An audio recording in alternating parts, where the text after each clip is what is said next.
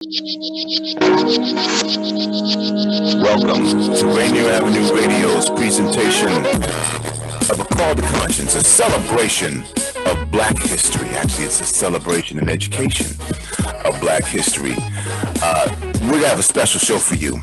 We're going to be talking about the Hartsfield Family Slave Quilt Collection. Joining me on the program will be Scott Coleman, Jill Therriault, and the owner of the Hartsfield Family Slave Quilt Collection, Mr. Jim Tharpe. This is our celebration and education of Black History Month. We'll be doing this all month long, giving you a holistic, comprehensive view of the Black experience. And you know what? I'd like to welcome to the program now, Mr. Jim Tharpe. Mr. Tharpe, how are you? Oh, man, very well. Thank you for having us on today. And Jill Therriault. Jill, are you there with us? I am. Thank you. And Mr. Scott Coleman. Scott, how are you, sir? I'm very well. Thank you so much for having me. This is exciting to share this time with you. So thanks for inviting me. Well, I'm excited to share y'all with everyone to tell the story of quilting, the Hartsfield Quilt Collection. And then again, you know, just the cultural impact of quilting and what it's meant, you know, to a variety of different ethnicities and cultures. I'm going to give a little bit of background information on everybody. And Jim, I'll actually, Scott, I'll start with you and just share a little bit of information.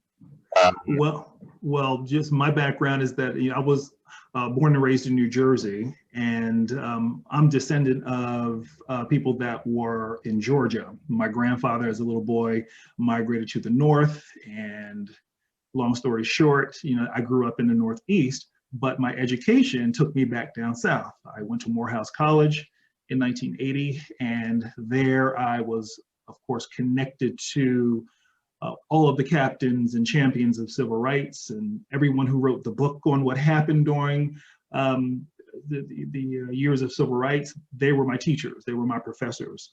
And so that was a very different experience, a very blessed experience for me to have that, and then just to have this journey where I was just wrapped around love and got stories from people who were there.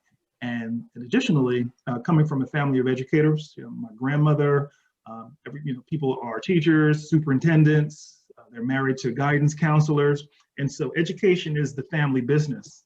And a lot of Black Americans, our lessons on Black history did not come from school. As a matter of fact, even to this day, there are a lot of holes in stories and information. And I was just very fortunate to be surrounded by educators who gave me a second education at home. And so I see my role as teacher, even though making clothes and making quilts is a hobby for me. When I share that with my students, I go deep into the reasons why, what my background with sewing and making has been, and try to bring them in. And the young people are jumping on board making as well. So it's been fun. All right. Now, quilting, you say, is a recent endeavor for you as well, just using your scraps. Is that right? That's literally how I started making quilts. I was looking at these bags, and for those who sew, you don't throw anything away. As a matter of fact, even back in the day, the women that were making quilts, you never threw away your strings. Well, I always had scraps left over from all of my trousers. And so one day I looked at the pile and got it together and organized a very simple patchwork quilt that is very practical. It's made of woolens and coatings from trousers and jackets and things that I've made. And it's the warmest quilt. And really, I made it for practical reasons. I wanted a really warm quilt. And then that turned into taking a deep dive into the quilting community. Then I found bros who sew, men who quilt, guys who sew tailor-made clothing. It's amazing. And so there's this whole other universe of quilters. And to go out and to be recognized, oh, you're the pants guy from Seattle, is hysterical to me. But with the quilting, I don't know. I think with men, like our approaches a lot of time are very, very practical, because I like looking at how to figure out the measurements of things and how to put things together, and you're putting together the piecing. So when I go to it, it's a challenge to make it work. And then, yeah, it has to look good too, but to come up with new kinds of designs and all kinds of things like that is just really nice. And for me, I've never had the desire to sell quilts on Etsy or anything. I either keep them or I give them away. And that's exactly what I do.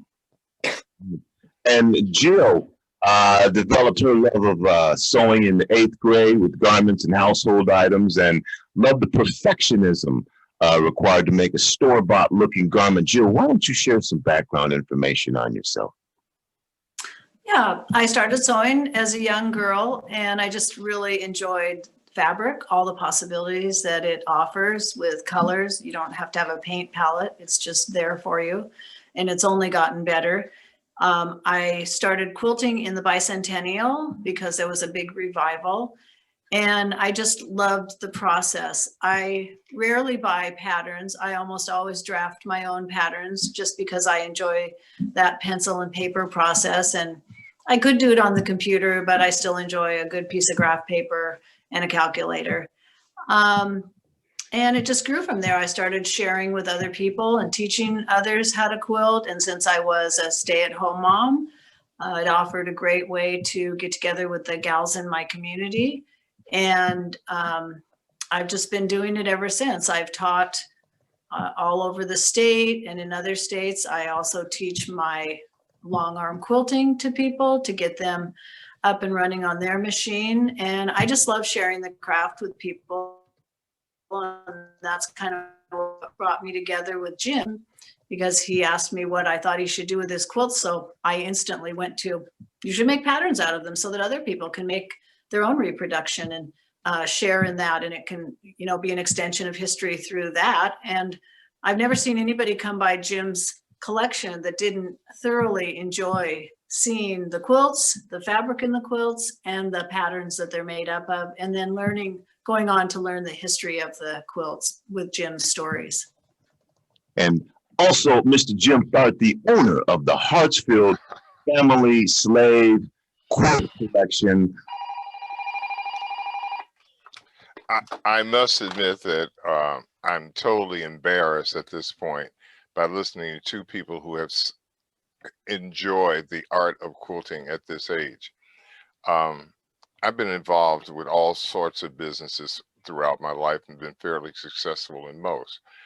But it wasn't until the time that Jill had a good friend who was a friend of my wife, and they had been over to my house for dinner one night, and she had seen the quilts, so she went back to Jill and said, "You should just see these quilts. They're magnificent." And lo and behold, Jill and I did meet at a function, and Jill said, "I heard you had some quilts." Not knowing the real true value of the quilts historically or anything else, I said, "Yes, I do have some quilts, and I would, you know, if you'd like to see them, I would love you to see them." So Jill finally came by and looked at them and says, "Do you understand that these are very, very nice quilts? I can't date them for you, but they're just very nice quilts."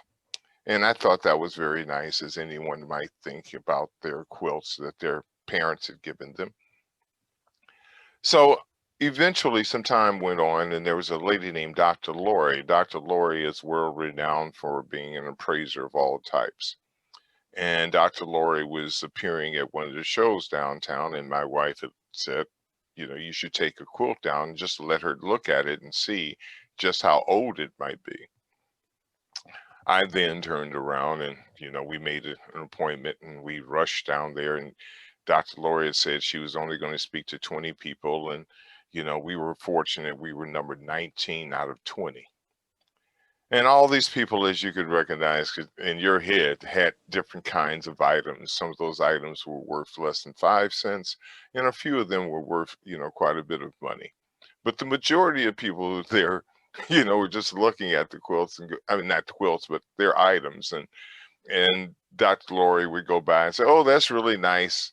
You could probably get that for $1.50, or, you know," and I thought of this thing as being a huge joke, and I would be a part of that joke. Dr. Lori walks up to the quilt and looks at it and goes, "Do you understand what you have?" And at that point, I started to take her somewhat seriously, and she said, "These are slave quilts." And from that moment forward, the idea of slave quilts, everything that my mother, my aunt, my grandmother had taught me over all those years flashed to recognize that I was in touch with my enslaved grandmother. Mhm. And at that point, I got back to Jill and we started talking about, what can I do and how should I do it? Because I knew no one who had any concept about this age quilting itself the way they're doing it modernly. And quite honestly, I thank her and a lot of other people, but especially her, for being one of the original people who saying, this is what this quilt is and you should do something with it. And tell me about the quilts themselves and your family, how the quilts were passed down, and just kind of the legacy in that part of it, of how your family maintained the quilts, and were there stories that went along with the quilts? Well, it's really, really interesting when you talk about the stories and how the quilts maintain their beauty over all these years.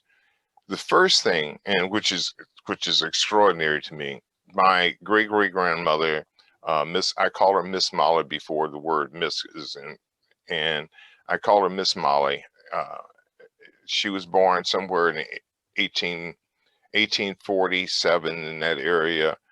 She had a child who was 9 years old when he was escaped from prison, and not prison, might as well be slavery. She had 2 children, and those 2 children collected her quilts. Now, keep in mind, she saved a particular number of quilts that was to be sent down as a collection through her family. Now, I have other family relatives who I've contacted since I started writing the book, and they each have different quilts from their aunts, but my quilts are the only quilts that originate from our grandmother. So when my grandmother was in Tennessee, and that's where the quilts are from, she gave the quilts when she was leaving Tennessee to go to Chicago and be with my family. And she put the quilts in a cedar container. Now, that cedar chest could have been there, 10 years, 20 years, we aren't sure. But she did give the chest to her oldest daughter. Now, the oldest daughter received so many of them, let's say 6 of them. And then I had another aunt that received only 1. And this is going the first oldest child and the second oldest child. The second oldest child had a quilt that was not complete. And I'll tell you about that story in a few, but it was all the patterns are in it. It was put together. But the challenge, it had no backing. So now I have quilts, all these quilts, one without backing and the others had backing. Backing meaning the front and back to it. So it would be worn for a person. And my mother gave them to me over the period of, say, up to 1990. I received them all. They went back into a chest. They stayed in that chest until, quite honestly, I met Jill in the 20s. So these quilts have been in a cedar chest probably since 1900, 1910, in that area to the present. And I received them all from my mother. We are talking again about the Hartsfield Family Slave Quilt Collection, and I understand that you have quilts that date back as far as the 1860s. Actually, it's when you say 1860s, and yes, but they go back to 1855. I have the original quilt from my mother's my great-great-grandmother's bidding, and which makes this collection so really unique to me and to a few others who studied it, is that of the quilts that she sent, that she put aside so the family could see them, are all quilts that had something to do with the Underground Railroad. And the very first quilt that she has, the one that she laid on daily, was called the Crossroads. Now, definition of the Crossroads pattern in Black slavery means I need to escape. I'm at the crossroads of my life. I am tired. The most interesting thing came in was another quilt that did not have any backing on it, that was not, shall we say, complete. And its name of the title of the pattern is called Hope. Now, my grandmother, over a period of time, made other quilts after that one. That particular quilt was made in roughly after the Civil War, 1866, 1870, in that area. The original quilt that she had was made in 1854. So there's a time gap. Civil War is over. Now we have this quilt that says Hope, but then you look at it, it has no backing. So in my book, I talk about the fact that looking at what my grandmother presented to me is not a full story with, I did this, you did that, but it's a totally different kind of language that implies this is how I lived. I need to get away under the codes of the Underground Railroad. I'm at my crossroads to slavery being over. And she writes, or she sends a message. Hope, I'm not sure. We have the front, but we don't have the back. So when I look at the two and I start to interpret just those two alone, and I'm not getting into the others where he talks about look out for the master, or this is a safe house, or any of those quilts that are available. When I just look at those two, if nothing else, I receive a message. I'm receiving a message from a woman who has been dead since the turn of the century and is able to send a message to me. This is where I am. Now, that same particular quilt, for example, when I ask people to come and view it, and here's a quilt, the oldest quilt is 1854, I say, what do you see in it? And not long ago, we did some pictures of all the quilts, and there are several people there looking at it and saying, oh, look at the design and how it was put together. And can you tell, how could she do this in the middle of the night? And how did she come up with this design? And when they ask me, how do you feel about it, Jim? I go, do you see the blood stains on this quilt? Do you see where the blood has dripped off on the sides of this quilt? I see someone being raped. I see someone being beaten when I look at this quilt. Yes, the design is beautiful. Yes, it's a marvel as to how she did it, because they can't figure that one out at this point. But the fact that it is here with her blood on it, and she made a point to save it, and then present me with something that said hope, and then show that that hope was not really hope. We're still trying to get some hope. And the reality of where I stand now in the year 2021, and I feel exactly the same way she's feeling, that in itself is the most heartwarming feeling that I could ever have from somebody from another century. You're listening to Rainier Avenue Radio.World. This is our special Black History Month education and celebration of the Black experience. I'm talking with Jill Therriault, Scott Coleman, and currently with Mr. Jim Tharpe, the owner of the Hartsfield Family Slave Quilt Collection. And you heard him talking about the Underground Railroad. There are these things called the quilt codes. Some people say it's mythology. Those in the Black community know that we pass down traditions orally, and this is something that is true. Now, according to a legend, as an example, a safe house along the Underground Railroad was often indicated by a quilt that was hanging from a clothesline or a windowsill. And these quilts, as you heard Mr. Tharpe talking about, would be embedded with a kind of code, so that by reading the shapes and the motifs sewn into the design, an enslaved person on the run could know the area's immediate dangers or even where to head next. As an example, some of the code quilts that they say existed was the bow tie. That meant dress in disguise to appear of higher status. Or the bear paw, follow an animal trail through the mountains to find water and food.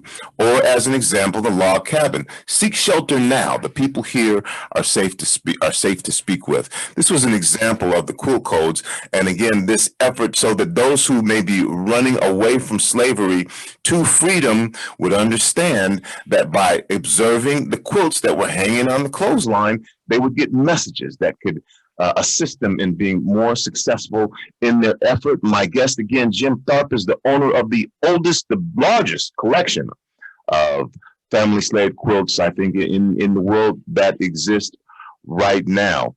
I want to go to Jill Therriault for a second here. Jill, can you talk to us a little bit about just the history of quilting and how that impacts culture and how different cultures, again, one of the things that we found is that a lot of cultures quilt. Well, for me and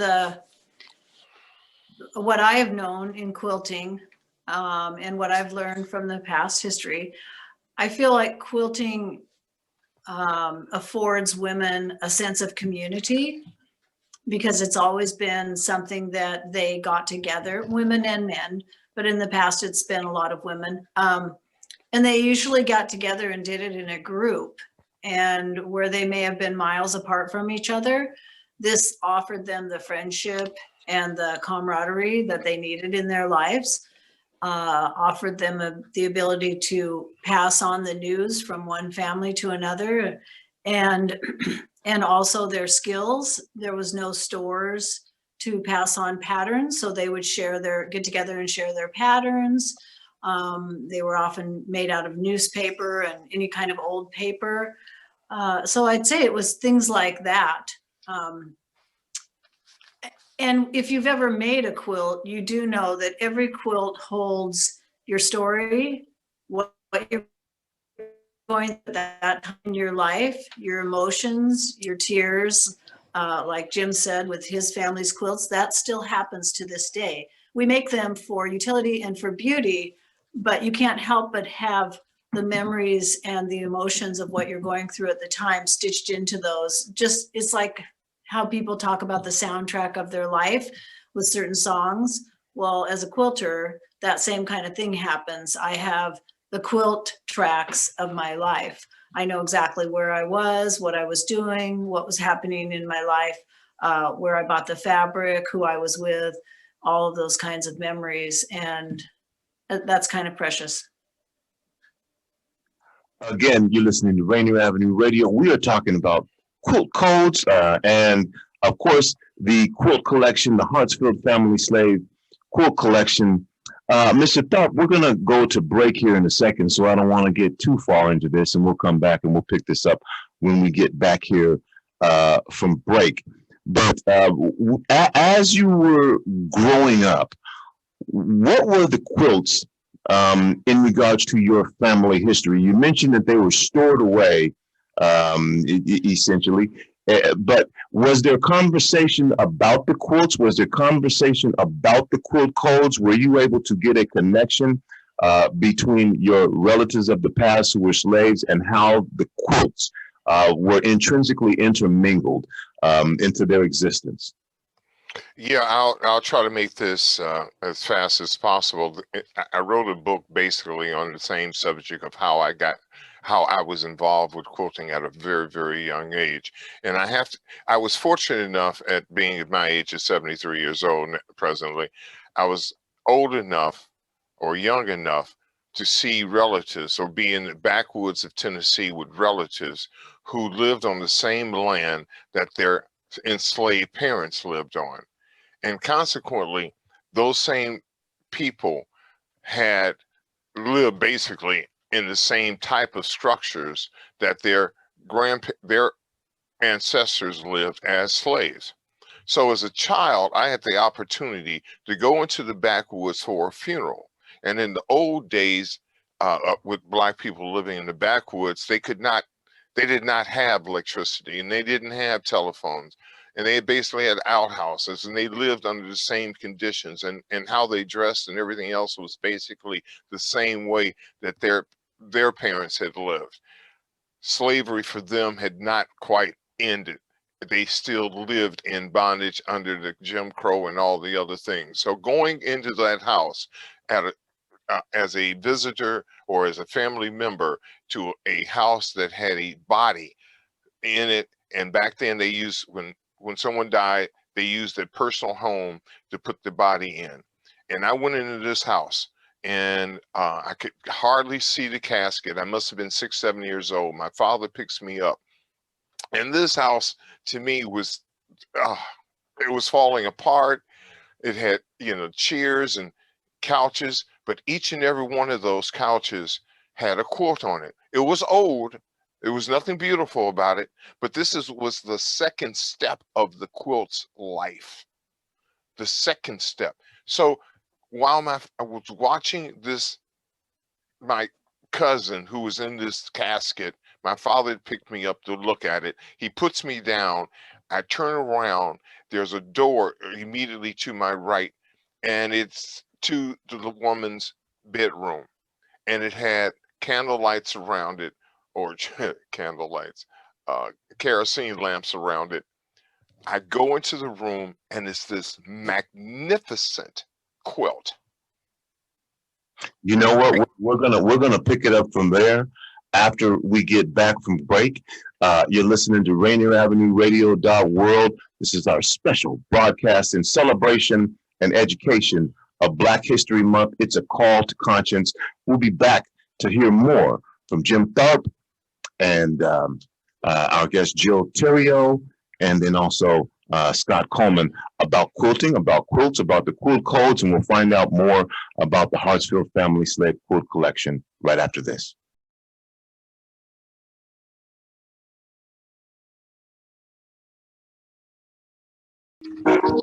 Welcome back to Rainier Avenue Radio.world, a celebration and education of the Black experience all month long, right here on Rainier Avenue Radio.world.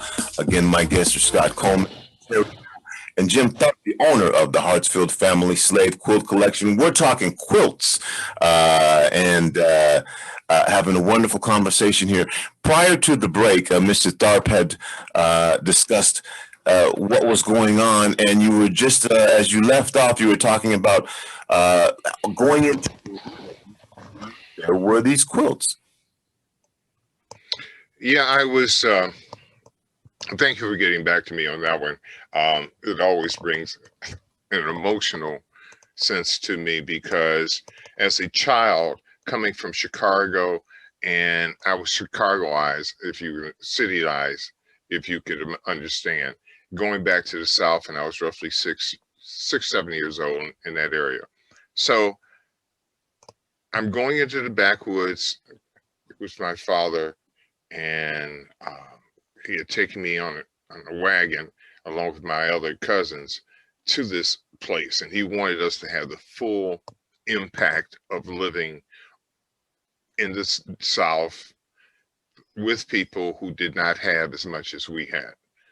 So just to begin with, we started out on this wagon, and we get out to this house, and there's a social event, basically, because when you're in the Deep South, everyone goes to the funerals because it's a social event, and it gives everybody the opportunity to see loved ones and family, and on a Saturday night.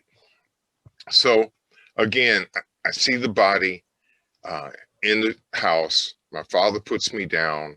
I look to the right, and I see this, go into the bedroom, and I see this magnificent quilt. And obviously it had just been made, or it's been kept aside for some time. And I just couldn't get over this beautiful piece of material. And when I would go into the next room, I saw these old quilts, and I saw people sitting on them, and I saw how people not so much disregarded them, but it was just the next phase for these quilts. And as a child, I kept going outside, meeting all my relatives, and they were giving me all the love and respect. But I continued to go inside to look at this quilt. It was fascinating to me that my people, and I will say it this way, that my people, the people sitting in that room who quite honestly looked tired and beat up and destroyed and looked like they were fighting for every day, have these beautiful quilts. And I had to deal, at that age, I couldn't figure it out. I couldn't figure out why this was so important. I couldn't figure out why quilting would be the thing, the most important thing in a house, until later, until I started to investigate and understand how important a quilt was, something that was personal to someone. Now keep in mind, when you are a slave, the only time that you have to work on these quilts are at night. Quilts that are personal to you. Now, I don't know if you can see what I'm about to show you very clearly, but it is my original quilt from my grandmother, and it's dated back to 1854. And I'll just get close enough. Hopefully I can get close enough to let you see these dark spots in there. That's blood. When you look over here on this side, that's blood. When you look out on the edges, that's blood. Now, again, what I was talking to you earlier, when I take these to the museums and people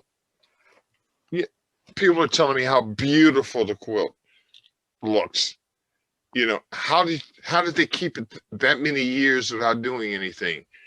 I mean, without saving it some special way. And the only thing I can say is, obviously, my great-great-grandmother wanted to send a message. And it wasn't that she made a quilt. It was based into the design saying, this is what I went through and I was tired. And here's the blood on this quilt to show you I was tired and the reason for it. And then she turned around 2-3 years later and make a quilt and say, hope, slavery's over, hope. I'm not quite sure how much hope I have, but we're halfway there. We're getting there. So these quilts meant something to me because at my late age, I started to look at why she was doing it. Why did these quilts get saved separately from the other quilts she gave to her grandchildren? That's the story. All right. And Scott, give us some background here. Have you done some research just on African-American quilting, slave quilts? And are you aware of other families that, again, have these quilts in their possession? Yes, because I think it's important, as we tell these stories to the young people and continue the tradition, I want them to have a whole experience, a whole perspective. And certainly there are lots of stories about, the difficulty and the trauma and everything that's associated with our experience. But there's so many, as many people as we are, there are lots of different stories.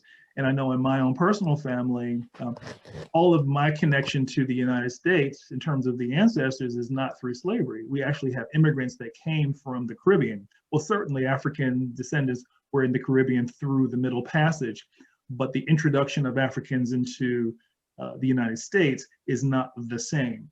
And so when I grew up, I had stories not just of how the Irishman came to the shores of Boston and he married an emancipated slave, and then those children were, then they were dispersed, and so that's how we have, uncles and aunts with, everybody in the rainbow, different eye colors, every different shades, but then also the stories in terms of economics. When women were making quilts back in the day, that was an opportunity for economics, and they would use the trade of making quilts to buy emancipation. And so that's also part of our history. There were so many stories where former slaves or slaves had bought their freedom through various and sundry ways.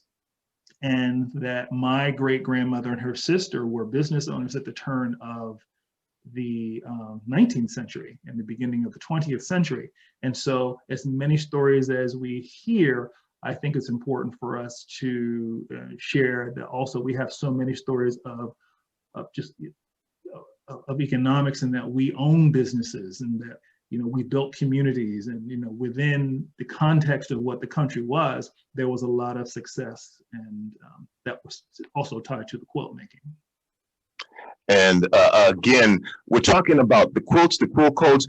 And Scott, for you, what was there an impact for you? Because again, some folks say this is myth. Was there an impact for you about what the patterns meant? Was this ever associated with you with the Underground Railroad and quilt codes?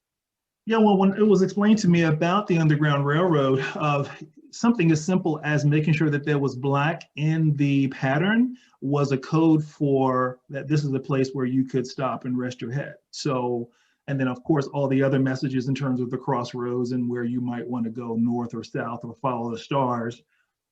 All of those pieces were part of the oral tradition from my aunts, my uncles, my grandmother.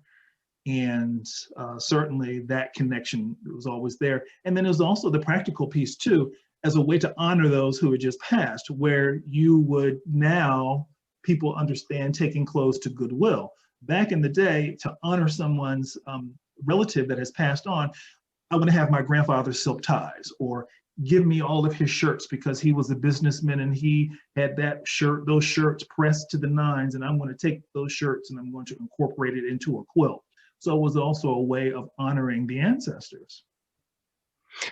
Underground Railroad was a network of abolitionists, both Black and white, who helped enslaved persons escape via a network of safe houses and shelters, beginning, in the late 1700s, and was active until the Civil War.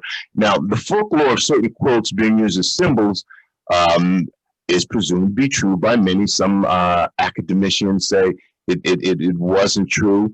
But amongst the patterns which are said to have held meaning for enslaved persons on the Underground Railroad, as an example, was the monkey wrench pattern, which supposedly advised slaves to begin to pack things they would need for their journey, and other patterns that have been included in the quilt code, like the wagon wheel, the drunkard's path, and tumbling blocks. And these things date back, again, via that oral tradition. Now, one idea is that the seamstress of a plantation would train the other slaves as to what the quilt symbols meant, and then hang out the ones that were relevant to the upcoming journeys, like when a conductor was coming into the area.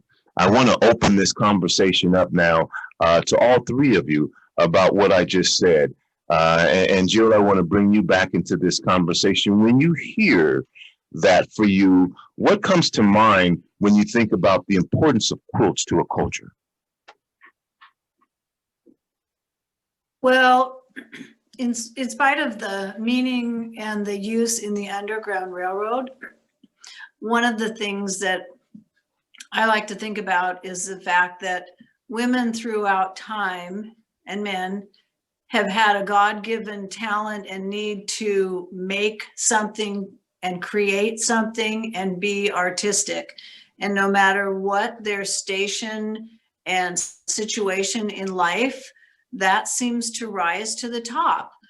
These women that were in Jim's family, yes, they had a need for blankets, but they could have made them out of plain old strips of fabric. They didn't need to make beautiful, intricate patterns, and yet they did, because I have to believe that that need to create and leave something beautiful behind was very strong in them. Since I have worked with these patterns, I know and understand how intricate and detailed these were. They were extremely difficult geometric patterns that required precise measurements and precise sewing. And it just blows me away that these women could do these without the tools that we have been afforded today in our industry. And Scott, before I go back to Jim, as an educator, how do you share your love for quilting and the meaning that quilts have to you with your youth? Well, the easy answer is with the social media is a way to connect with young people. When they see that you have social media, they're like, wow, that's kind of cool. You know, because as dinosaurs, you know, our relationship with social media may not be, certainly not what the young people have, but it was just another way for me to connect with them. And so it was interesting to bring them in to what I was doing, what I was making. But I think from a larger standpoint, having taught, I started out as a Spanish teacher, and I worked primarily in schools that had large Spanish-speaking populations or speakers of other languages. And what shocked me actually was that so many of the kids had no idea about the African diaspora throughout Latin America and Central America. That I think one day I heard many, many years ago, some child said something like, oh, well, she doesn't look Spanish, or she doesn't look, you know, Puerto Rican. And I'm like, what does that even mean? And so I used it as a teachable moment to say, there's a reason why we all look the way that we do. I said, it's not, has nothing to do with just who married whom. You have to understand the middle passage. And so again, those lessons that I got from my own family, but then when I got to Morehouse and to the Atlanta University Center, and we had a much deeper dive into the diaspora and then how that went through Latin America, there were no other Spanish teachers that I knew of that was even talking about that. The idea that you have to this day communities of African descendants in many geographic regions all over Latin America, and certainly in Brazil, that outside of the continent of Africa is the single country that has the largest number of African descendants and Japanese descendants, quite frankly. And these are things that kids are not learning in textbooks. And so I use that as a way to show relevance. And oh, one other piece too, being a Black American in Atlanta, Georgia, teaching Spanish. And just when I first walked into a classroom, and they're like, oh, and this is 1991, so I'm dating myself. So I had a high top fade like Kid and Play and my double-breasted suit. And I walked in, and we're gonna learn Spanish today, people. And I went in speaking Spanish, and they're like, wait a minute, what's going on? And for them to understand that melanin has nothing to do with the languages that you speak. And that when you start to travel, and when I started to open up the curriculum to them and show them pictures of people who were African descendants, and the conversations that I had with when I lived in Brazil. I lived in Brazil for 3 years, and to talk about recipes and why I was cooking what I was cooking. And I'm like, what you all are eating is the same thing that I cook in Georgia. It's just that I use Lowry seasoning salt. You use something that's a little bit different, but they're all connected to the continent. And the other thing too, with this whole quilt making and the blend of beautiful patterns, what a lot of people don't know is that men were weavers and the textile makers in Africa. So our relationship with weaving and fabric and making go, that's in our DNA. So it's so funny for me to have this introduction now, this point in my life, very, very differently, but I'm in it and it makes sense to me. Mr. Scott Coleman, Ms. Jill Therriault, and Mr. Jim Tharpe, owner of the Hartsfield Family Slave Quilt Collection. You're listening to Rainier Avenue Radio. This is our celebration and education of Black history. During the entire month of February, we'll feature musical performances, cultural dance, exhibitions. We'll have different conversations, discussions, panel discussions about race, justice, and we'll also be talking with folks who make history and have made history on in Seattle. This will also have town hall meetings. So just a very comprehensive look at Black History Month. Right now, we're talking about the Hartsfield Family Slave Quilt Collection, and I'm going to bring it back to you, Mr. Tharpe. Again, for the quilt collection, once you realized what you had, what was the interest that you started seeing from those who were in, let's just call it, the quilting world?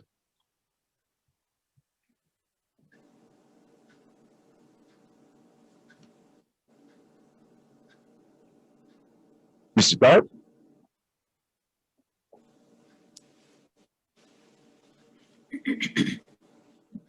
Mr. Tharpe? You might be on mute. You might be on mute.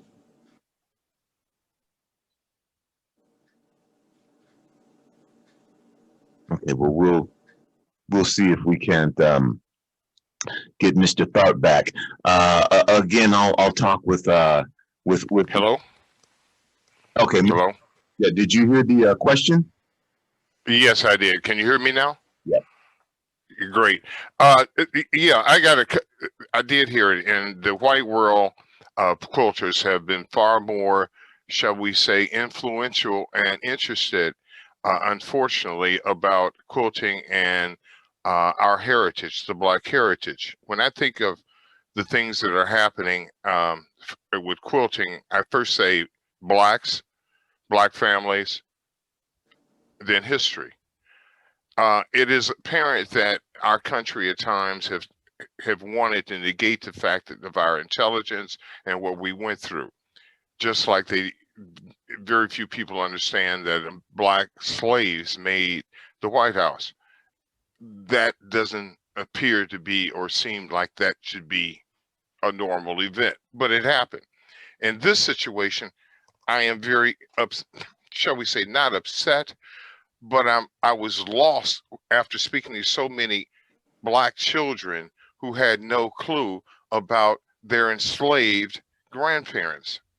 And the fact that so many of our Black children want to negate the fact that they had Black heritage, because there's so many of our Black people who are refusing to say that they have Black blood, which means in America, you're basically Black.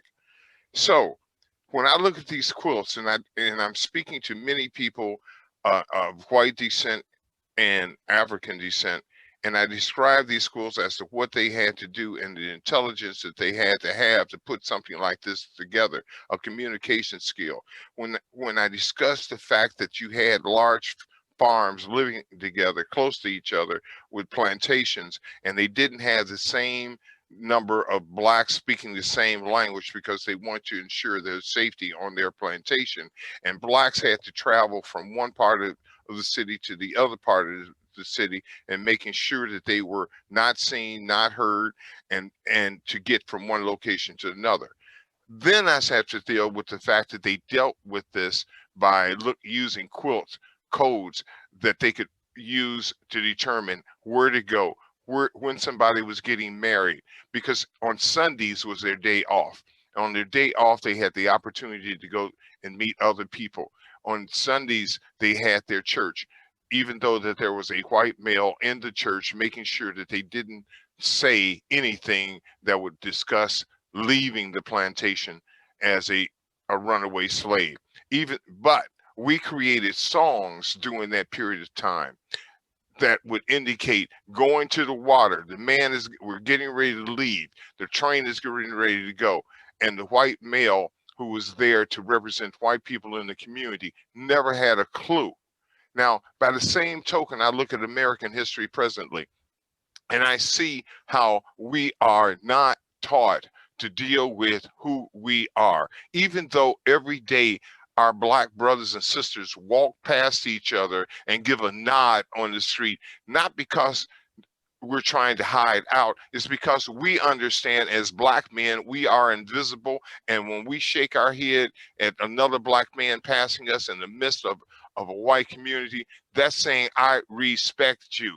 The same way that a Black person got on a wheel, got on a wagon, was about to get married, and she wore a particular quilt that indicated she was getting married and where she was getting married. No one in town who was white who looked at her had a clue what was going on, but the Black people who were in that town looked at her and knew exactly what was going on. Those kind of things get to me, because right now I have to deal with universities. I have to deal with professional people who are telling me that Black people did not have that type of intellect, so they should not even to talk about it. They want to say that we as a Black people could not write, so therefore this information could not be passed down. But I, as a Black man, can listen to my grandmother who told me what her mother had to wear during a wedding, which was all verbal from my grandmother to me. That was verbal. There's nothing written down about my great grandmother wearing that particular quilt to tell the world. Those kinds of things, reasons, are why I am out here. Those are the reasons why I want to go to the museums and talk about why would a person, my great-great-grandmother, save a particular group of quilts, one being, I got to get out of here, two being hope, meaning I'm not sure if we got it, but at least we're free. Those are the reasons why I'm out here, and I'm happy to talk to you, Tony. Okay, we're gonna be out of time here for a second. This has been a wonderful conversation. Again, we're talking about slave quilts, in particular, the Hartsfield Family Slave Quilt Collection, quilting in general. My guest again, Mr. Jim Tharpe, owner of the Hartsfield Family Slave Quilt Collection, Scott Coleman and Jill Therriault. I want to give everybody a minute or two for final words here. And so, Jill, I will start with you. If there is something that you would like to say to our listening audience today about quilting, and pretty much whatever you would like to tell us. I would like to. Quilting gets Jim and I in the door to certain places, and then it allows Jim to be able to tell his story and the stories that he's just talked about and all of the other things that go along with being a Black American. And so it affords him the opportunity to get to places that maybe he couldn't get to before, or didn't know about. So right now, Jim's quilts are going to be on display at an exhibit called Quilt Con Together 2021. It is a virtual show online, and anybody that's interested in seeing Jim's collection can go to that. It starts February 18th, runs to the 21st, and you'll see professional photos taken of Jim's quilts, and be able to also see interviews with Jim and a little bit with myself and get more of the story. So please go there and support this. And that's, you said February 18th through the 21st? February 18th through the 21st. And where do you, again, where online is that where folks can find this? Quilt Con Together 2021. I can send you the link. All right, Quilt Con Together 2021. Thank you, Jill, and thank you for joining us. Thank you. And Scott, yes. Final words here. Final words to the elders. You have to pass these traditions, continue to tell the stories. And what I know is that when you have people gathering around making and things that you actually produce with your hands, I think when you come from different backgrounds and different cultures, you start to find out how alike you are, more alike than different, and that it's an opportunity to really share. But even more importantly, for the younger generation, they need to know from where they've come and that the joy and the power in the stories of those who have, from the first university of Timbuktu to the inventions, to everything that we've created out of nothing or by candlelight, that with these ancestors can achieve the things that they did during that time, then watch me fly with all the resources that you have. And so I think it's really important for young people to understand that, their connection to our history, and to move forward and share those traditions. Thank you, Scott. And Mr. Tharpe, we've got about a minute left, but I certainly have to get you in here for final words. Basically, the show is also in Tacoma College now. It's going to be there for another week, I believe, that you'll be able to see some pictures. I will say that the kindling, Amazon Kindling will have a book.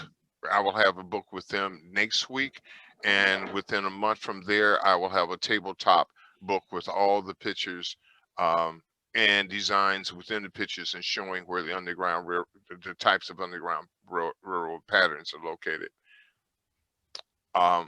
I hope this message, I am so grateful to you, Tony, because you of all people have been out there for the quilts over many, many years as another Black man, and hurrah for the station and you.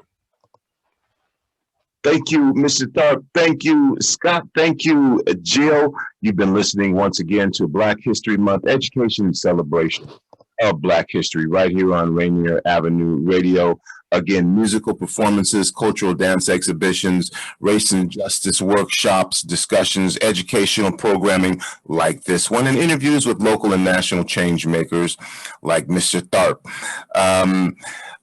Just thank everybody for joining again, Jill. Again, 18th through the 21st, and that again link or the name of the organization. What was that one more again? QuiltCon, QUILTCON, together 2021. All right, and then there'll be a book coming out. Make sure and check on that. The Hartsfield Family Slave Quilt Collection. And a big thanks to the Urban League of Metropolitan Seattle for powering our Black History Month celebration. That's it. That's all the time that I have. That's going to do it for the kid. It's me, Tony B, saying, remember, whether you believe you can or whether you believe you are probably right. I'm out. Peace.